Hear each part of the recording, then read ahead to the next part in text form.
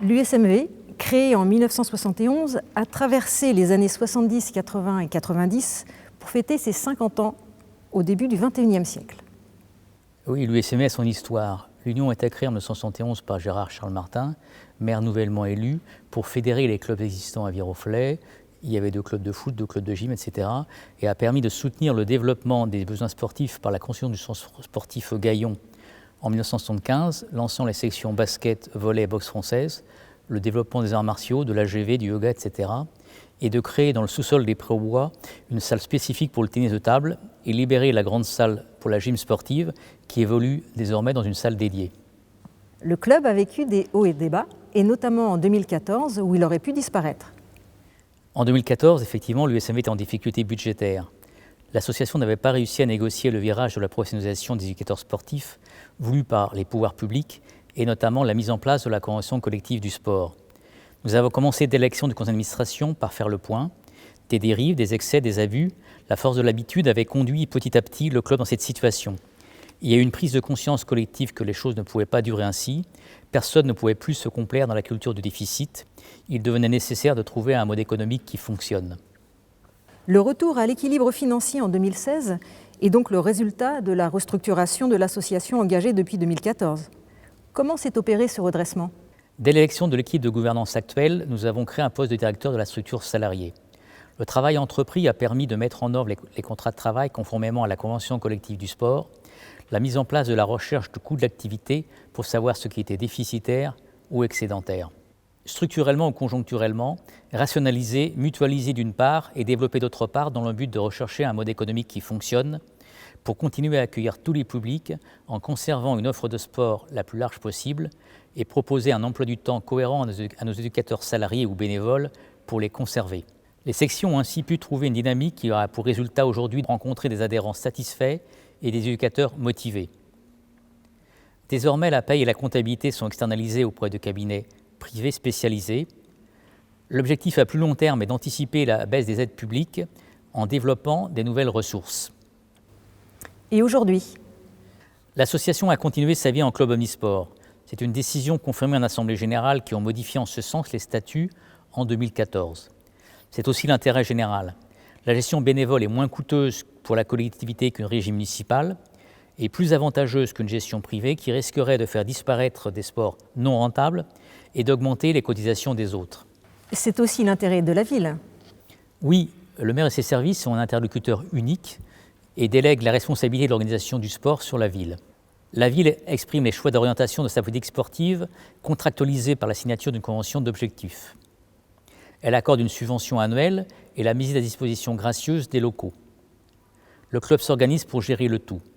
Des comptes sont rendus chaque année au moment de la demande de subvention et tous les 3 ans au moment du renouvellement de la convention d'objectifs. Y compris pour le club de tennis de la Sablière ? Oui, la ville a délégué à l'USMV par convention la gestion du site rénové et agrandi, car contrairement aux autres lieux de pratique, les installations sont totalement dédiées à la pratique du tennis. Cela entraîne des contraintes et des coûts à supporter, mais aussi de la souplesse qui profite aux adhérents. L'organisation actuelle sous la forme juridique d'un club omnisport est donc la mieux adaptée.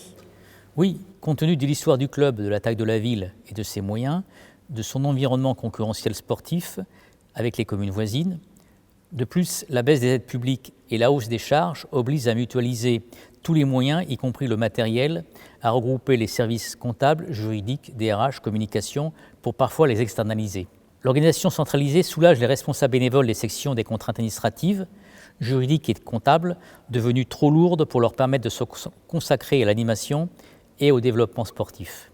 L'organisation permet également de maintenir un plus large choix de sports différents, puisque la mutualisation aide les sections qui sont structurellement déficitaires à équilibrer leur budget. Enfin, l'Union permet aux sections à un moment donné de concrétiser un gros investissement que leur budget annuel ne leur permettrait pas de réaliser seuls, ou bien d'aider une section en difficulté conjoncturelle, comme ce fut le cas en 2017-2018 pour passer le cap de la période difficile due aux travaux. Aujourd'hui, un quart des viroflésiens est adhérent de l'USMV.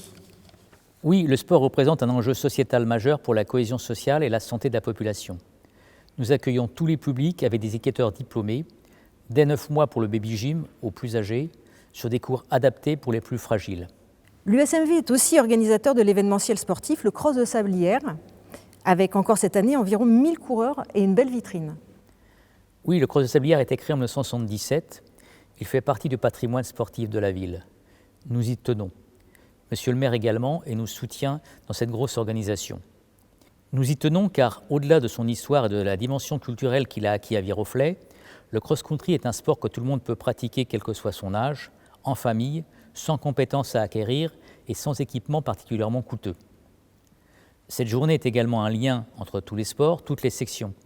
D'ailleurs, nous n'avons aucun mal à recruter une soixantaine de bénévoles chaque année pour le jour J.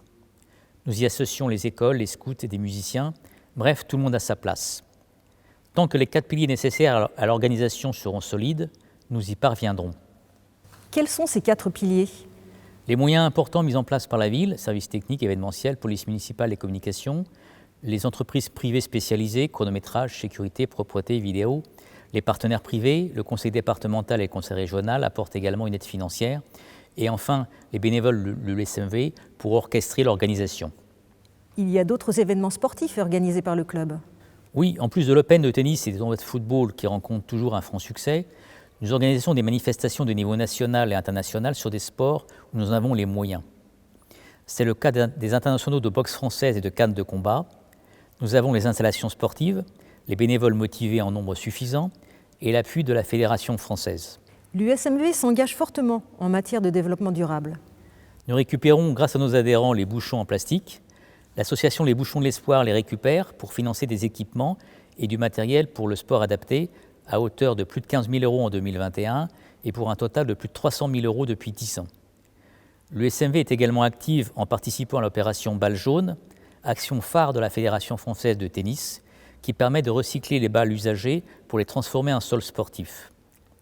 Grâce à cette initiative, 44 sols sportifs ont été réalisés en France à ce jour, puis offerts à des structures à vocation sociale et solidaire, comme des centres de rééducation, des instituts médico-sportifs et des hôpitaux pour enfants. Et les projets ne sont pas prêts de s'arrêter. Un autre projet verra le jour prochainement à l'IETEP de Saint-Lambert-des-Bois. L'USMV a un rôle au-delà de la pratique sportive pour occuper les enfants et divertir les plus grands. Oui, avec ses valeurs, le sport est un formidable vecteur d'inclusion sociale. Nous avons répondu depuis longtemps à la demande de sport santé, de sport en famille, de sport loisirs, de sport adapté, sans délaisser la compétition, colonne vertébrale du club. Une quarantaine d'éducateurs sportifs, tous bien formés, accueillent tous les publics. Des personnes nous rejoignent pour se détendre ou pour sortir de leur isolement, d'autres pour rester en forme ou bien vieillir.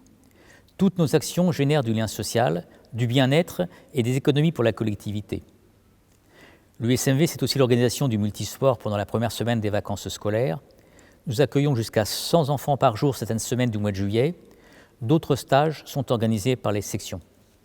Vous accueillez également un autre public, les personnes en situation de handicap. Oui, depuis toujours, nous accueillons les jeunes en situation de handicap dans les activités avec les enfants de leur âge. Ces enfants doivent évoluer avec les autres, comme ils vivent en famille avec leurs frères et sœurs. Il s'agit là aussi d'un facteur d'inclusion. D'ailleurs, les parents recherchent l'intégration de leurs enfants différents avec les autres. Pour les adultes, nous proposons déjà, et depuis plusieurs années, des séances adaptées, notamment pour le grand âge. Vous voulez aller plus loin en 2021 ? Oui, nous mettons en place le sport sur ordonnance. Un agent de développement travaille sur le dossier en relation avec les différents partenaires, la ville, les professionnels de santé, le comité olympique et la Fédération française de club omnisport. Nous travaillons également sur la littératie physique, le sport tout au long de la vie. L'USMV est affilié à la FFCO depuis 1980. Vous êtes vous-même élu au conseil d'administration de la fédération. Oui, j'ai l'honneur d'avoir été élu. C'est un vrai bonheur de pouvoir soutenir le mouvement sportif au niveau national, d'en mesurer les évolutions pour proposer et mettre en place des réponses qui font avancer les choses. Pour revenir à l'USMV, l'année 2020 a vu la mise en place d'un logiciel d'inscription et de paiement en ligne. Depuis plusieurs années, le conseil d'administration souhaitait moderniser notre système d'inscription pour également soulager les bénévoles d'un travail chronophage au moment de la rentrée où tant d'autres choses sont à faire en même temps. Des informaticiens bénévoles, après avoir cherché sans succès un produit sur le marché, ont créé le soft qui a ensuite été développé par une entreprise spécialisée. Le Crédit Mutuel, notre partenaire bancaire, nous a accompagnés sur la partie paiement. C'est une réussite totale et une grande satisfaction de voir ce que l'associatif et le bénévolat peuvent réaliser. L'année 2021 année du cinquantenaire est aussi l'année de l'ouverture de la nouvelle piscine des Berthizettes. Oui, c'était un moment attendu par tous les véroflésiens. L'USMV a relancé une section natation triathlon et la section plongée a retrouvé sa piscine pour une pratique agréable dans des conditions optimisées. Aujourd'hui, l'USMV, c'est 4000 adhérents, 49 salariés, soit 13 équivalents temps plein, une centaine de bénévoles engagés, un budget annuel de 1,4 million d'euros, subventionné à hauteur de 16% environ, et la possibilité de pratiquer une vingtaine de sports différents. L'USMV est un grand club avec des bénévoles qui aiment le sport, qui aiment leur club. Certains sont engagés dans la fédération à laquelle leur sport est affilié. La pratique est encadrée par nos éducateurs, dont certains, bourrés de qualité, bénéficient d'une grande notoriété. L'image du club est sur la ville excellente. Pour conclure, que pouvons-nous souhaiter à l'USMV pour le prochain cinquantenaire ? Une association comme la nôtre est solide et fragile à la fois. Il faut remettre chaque jour le travail sur le métier. Il faudrait être à l'écoute pour ne pas rater le virage des évolutions qui se dessinent, bien passer les obstacles qui se dresseront sur notre route, bien négocier le défi budgétaire qui s'annonce. Mais je connais les capacités du bénévolat, la façon dont les bénévoles peuvent se surpasser pour parfois renverser les montagnes, car ils sont animés par la passion. Je souhaite simplement longue vie à l'USMV.